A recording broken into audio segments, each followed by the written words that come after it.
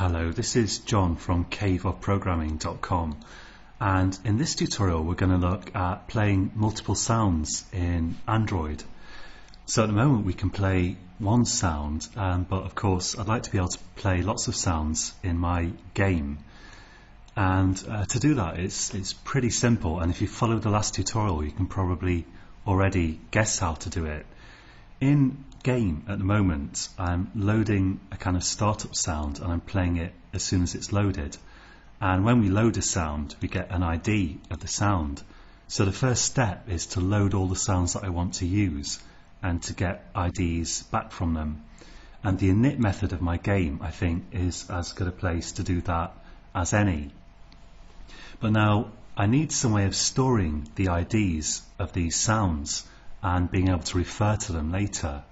And the ideal thing for this would be to use a map, but the only problem with a map is that if you've got a lot of sounds you don't really want to be looking things up in a map in order to play a sound, because conceivably that could introduce a delay, although I think in practice it's quite unlikely that anyone's ever going to notice a delay unless you've got a game with thousands of sounds in it. But nevertheless, let's try to do something a little bit faster than looking up a sound in a map. So what I'll do is I'll first create let's maybe have a abstract class here. So I'll create a class called sounds, and I don't want to instantiate this class, so I'll make it abstract. I'll say public abstract class, and this is going to be purely a place where I can hold some constants. So I'm going to say public final static int start equals 0, and I'm going to use these values as an index into an array where I'll store the actual IDs of each sound. So this is going to be a kind of mnemonic to enable us to remember the kind of sound that we're looking for. So let's just copy that, and I'm going to have start, win, lose, and bounce 1 and bounce 2. So let's have start, win, lose, bounce 1, and this is going to be the sound that the ball makes when it hits a bat, and bounce 2. And I'm just going to set these to consecutive values, and this is a little bit hacky really, and we should use a map, but as I say, for the sake of speed I'm going to just do it this way. So 0, 1, 2, 3, 4. And now in my game I'm going to have an array. So let's say private int sounds, and that's going to be an array of integers. Let's say int array. I've got a little problem with my typing a right hand bracket in Eclipse because it conflicts with some kind of shortcut, I think. Let's say private int array sounds equals new int array, and I'll make this I'll make this an array of 5 integers. And now what I can do is I can go to the point where I loaded one sound and I can load all of them. So instead of saying final int start sound ID here, I'm going to say sounds and start. So what I'm doing is I've used my constant, which is I started these constants numbering at 0 and then going consecutively, and actually I need to say sounds.start, and I'm then using those as the index into my array. And the idea is then if I want to look up a sound using, for example, sounds.start, it's going to be very fast to go immediately to the correct ID of that sound, which soundpool.load returns in that array, rather than using a map to store the kind of name of the sound versus the ID of it, which would be a tiny bit slower. So I'll just copy this, and we need 1, 2, 3, 4, 5, and I'm going to have sounds.start and 1 win, lose, bounce 1 and bounce 2. And now I need to fill in the resource IDs here. So I've got r.raw.win, r.raw.lose, and bounce 1 and bounce 2. And in this load thing here, this init method seems as good a place as any to play the startup sound. So I just need to make sure that I'm looking at if sample ID equals this start sound, then I'll play it here. And to get the idea of it, I look it up in that array like that. Or I could just actually use the, it would make more sense really, just use the sample ID that's passed in to this method.